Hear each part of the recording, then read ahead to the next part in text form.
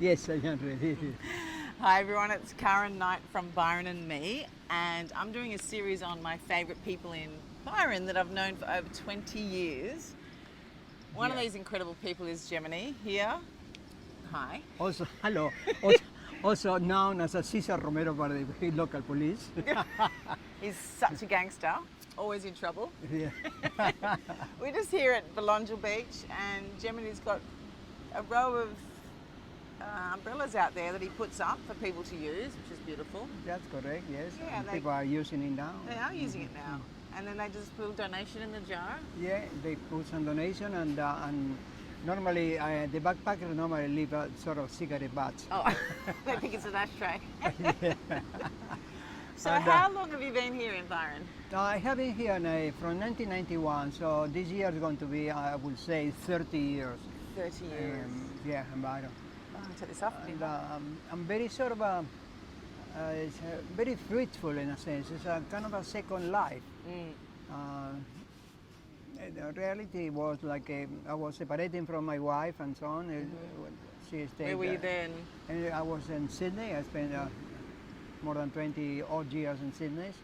And this is the situation of somebody who comes here with absolutely nothing, except the two children under their arms, you know, boys and a girl, twins.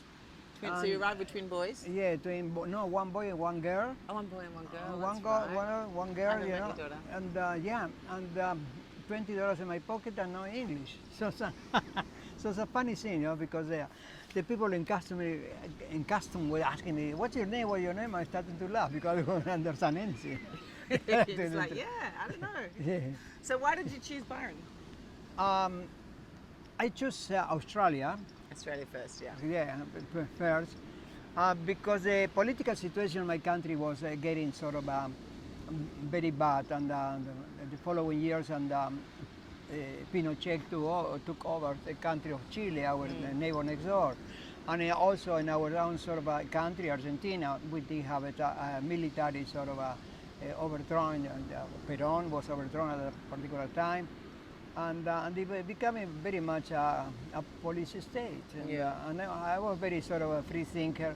I was studying theater and so on. I was very much into understand the politics of life and many other things at that time when you are younger. You know? But then I realized that it was impossible to be there, and I have a long black beard, long black hair, and so on. With that, I can't imagine you with a long black beard and long black hair. Yeah, I forgot. I haven't ever known you like this. Yeah, this is one of the many sort of facets of life. The changes of life. The good thing about this, Karin, is very simple. Now we play many roles, and I learned how to play many roles. And the good, what I consider very important, not to take oneself a case of mistaken identity. When we have a case of mistaken identity, you play that role, and then you're stuck with that role, and then you cannot get out of that role. And you created a world around that person. You create just a limit of all kinds in your life, and you start to be, oh no, I am this the way. To be honest with you, nowadays I am anything that the universe tell me to be, you know, and meaning that I flowing with it, and there is not sort of a fear, even if I had to kick the bucket in 5 seconds. That's it. I remember God constantly, and this is why I create this place here, which is with my gurus and Let teachers. me just show you, everybody. Yeah. Yes. So I have these gurus. There was Nityananda, was the guru of Muktananda, which is over there.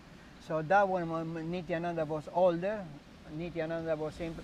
And the one in the middle is the Maharishi Mahesi Yogi, which is the yoga of the Beatles. And I met him in 1968 in Buenos Aires. Did you? So somehow, you know, I met sort of Venkatesananda, disciple of Shivananda, and I met Muktananda here in you know, in Victoria, Melbourne. And it was my happened in 1978, you know. And tell me about Amma, because you and I both love her. Well, what happened, I became an orphan when the Muktananda kicked the bucket, and he passed away, so I became a little bit sort of a spiritual orphan. Yeah. Totally lost on that one, drinking, gambling, you know. Oh, look out. Totally sex night and day and all these things. So I did have an addiction about sex and all these things. So somehow, and I started misbehaving also regarding it, sort of my situation with uh, economical situation and so on. And then those 10 years of losing Baba, I was totally in disrepair, and I met Amma. Anna. So a friend of mine brought Amma to Australia, and I met her in Sydney, and it was an amazing awakening, a reawakening, I shall say. She brought me really much into my own self, and for the first time in my life, I feel totally loved, unconditional, totally unconditional. And even that's the remembrance of Amma loving me, It's something I cannot take it away from my heart, because she opened my heart. She did heart surgery with me at that time, And Love surgery. Yeah. Wow. So that's the story how I come to be with Amma. And then I went to see her in India, and she always received me with open arms and so on. And she gave me an amazing sort of a state of being, of accepting me myself the way I was. I don't need to be the yogi or this and that. When Be I ask, yourself. just be yourself, be loving the way you are, She is beautiful. I've seen her twice. I think I waited till 3 o'clock in the morning to hold her. Yeah. It was worth it. Well, the most important thing that occurred with this, the presence of these great beings, is like we want to be like the way they are. We want to be in that state of freedom, in that state of humbleness, humility, and givingness too, This is why I do the thing I do. It's not because I expecting somebody put $10 or $20 in these umbrellas. No. They don't put any, that's okay for me. Early in the morning you gather here in front of the altar? Every morning here, Karin, at around, I arrive 6:30 myself. I take a little sort of a gate, I put gate here. I put a little gate here and take it out, and then I put the incense, and then I put the music and the mantras and so on. And I wait for my partner will come up, and I have a partner who would like to come every morning too. His name is Jerry. And occasionally I can a Chinese lady too, and we chant the three. Yeah, and we chant. We chant sort of amazing, sort of lyrics coming from the Vedas. And so somehow it could be the Shiva Mahimna Stotram, it could be the Guru Gita, which is a very beautiful chant of the Guru, to understand the Guru principle, what it is. And that was the teaching from Muktananda. So what we do here is really to keep on opening our heart in order to maintain the journey of love, compassion, and also very important not to judge others the way they are. Doesn't matter if the other person is Jewish or Muslim and so on. Talking about Muslim, I had 2 children which are Muslim too. Yes, right. And very beautiful children too. Yeah. So how old are you now? Young 80 already, 80 years old. He's young, 80. Yeah. Very fit as a fiddle. And I feel You're very strive. fit. Yeah, okay. The pain is there, but the suffering is optional. And that's what you were just saying. So Jaimini was just saying, yes, I've got really bad back, but when I'm busy or distracted or chanting, I can't feel a thing. Yeah. And then if I think about it, oh, there it is. There it is. It's all never mind. The pain's there, the suffering's optional. Well, now, Byron Bay is becoming a bit of a thing. It's back on the map, and there's a lot of people moving here, and the price of property has gone up and everything like that. Yeah. How do you feel about Byron now compared to 1990 what? 91. 91. Well, I can assure you that I feel very much let down by the sort of the politics of the Byron Shire, because they allow so much money for development, and they actually allow those developments to go ahead. Even if they are breaking the law themselves with higher sort of buildings, higher more than water the usage and everything like that. Yeah.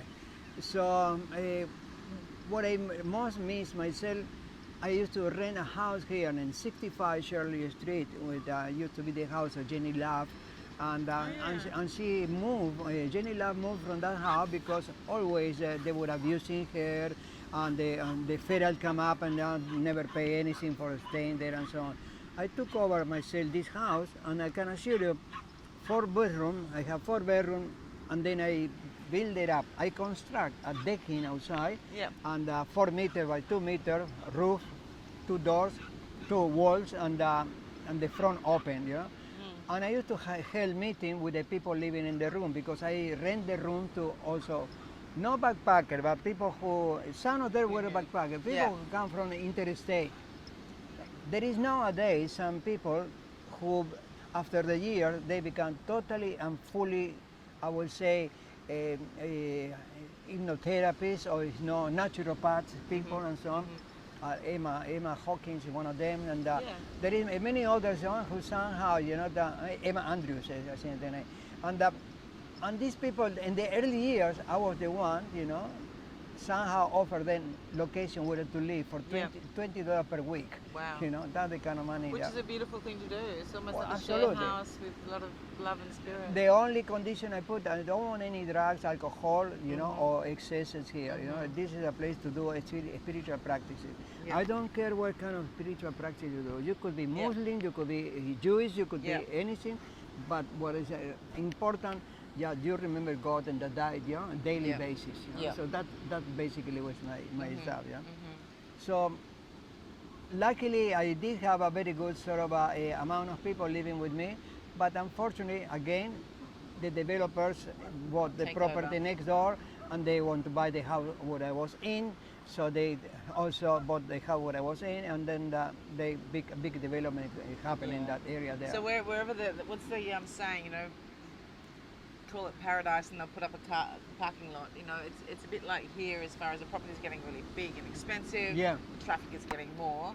I love that people want to come to Byron because I love welcome the people to be honest with you. like, I come welcome on, them. come and share come in, this. share the beauty. But Yeah. remember, you're in a special town, and I ask of people to give back and to be kind and gentle, and not to be annoying and pushy and bullies and angry and things like that. It takes a while for people to settle down, but you must have noticed it. And Well, let me say something I noticed too. You know, there is a kind of the old timers somehow. They still maintain the sort of the clear intention of using the ocean with a proper sort of equanimity in a sense. You know, the surfers, all type of all ages of surf and women too, of course. But there is still this sort of wanting the old timers coming and enjoy the ocean, enjoy the. They might be living up in the hills and all these things because they cannot afford to be living here anymore. Yeah? But there was this very sort of disgraceful from my point of view that there is many people living, working here in town, you know, in coffee shops and many others, so it's kind of a restaurant or what have you. And they cannot be living here. They have to be living in their car, or they have to be living in a location, in another situation. that's so true. There's a lot more women now living on the street or living in their car, living rough. They're getting kicked out of their homes. They can't afford the accommodation. But my son's one of those people. He grew up here. He went to school here. He travelled. He came back. Now he and his friends run all the good bars. You know, they provide the service for the people who are here. Yet they can't afford to stay here. Basically, that just happened to my own children. They are living in Brisbane. Yeah.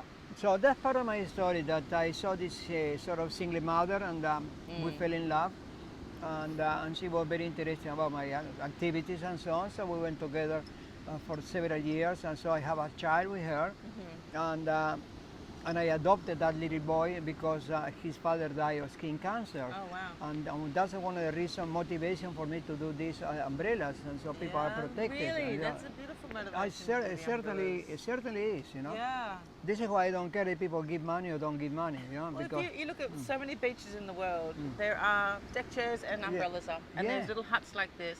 You know, it's I think it's beautiful, and it's more communal, and I love it when I come down and I see people sitting under your umbrellas and you've given them shelter. Exactly. But basically, that's what I do with a lot of sort of as a service, you know, for the rest of the community. You know? So one of the things that is very unfortunately happened, that there is always a segment of some people who somehow are jealous of what you are doing, and they trying to somehow do damage to the property. This place, when they were only 4 posts, it was burned down, one corner. It was burned down. I remember that. And then they pulled down the whole thing. So I rebuilt it again, this time with more sort of bamboo. Yeah, very solid Yeah, that's structure. a very, very solid at the moment, But unfortunately for the council, this is a structure because it's a firm structure. And you've been given a picture of a stick hut that you're allowed to have. Yes. So we have to. You're part of the ambience of Belongil Beach to me. It's just like, because you used to be down there on the rocks. Yes. Little platform with a thing. Yes, and I love seeing you there meditating, and you had all of your umbrellas there for people and deck chairs. Yes, exactly. You know, even from it's that time I gorgeous was that you're doing here. Yeah. It's quite remarkable that I have been so many years doing so much, and there is one people who complain, and then the council get in my bag. Boom. You know? Yeah. So anyway, I'm not going to be talking about against the complainers. Well, this is the thing though. What Byron Bay means to me is all of the eccentric people, the artists, the spiritual people, you know, all of these people who are leading their own lives the way they want to. And when I first moved here, there was fire twirling and so many people jamming on the streets and dancing around. And then it became illegal to busk, and then everyone had to get licenses. Yeah. So when I see you sitting here, I'm just like, yay, I remember I'm in Byron and it's a good place. Yeah, obviously. Thank you very much. I'm very happy to see to be participant in this sort of in this conversation. Hello, Byron Icon. Thank you. Wow. Yes. Yes. We better wrap it up there because we've been talking for a long time. But I love you and thank you for talking to me. You're most welcome. Night and day.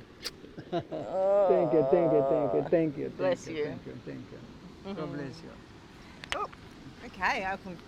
That's a wrap.